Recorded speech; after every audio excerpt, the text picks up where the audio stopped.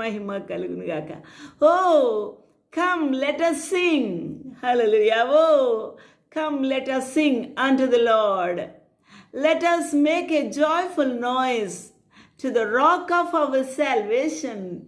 Let us make a joyful noise. Hallelujah. Hallelujah. Glory to God. Hallelujah. దేవునికి మనం ఎలా ఆర్భాటముతో, గొప్ప శబ్దముతో, గొప్ప ఉత్సాహ ధ్వనితో ప్రభువుని స్తుతించాలి.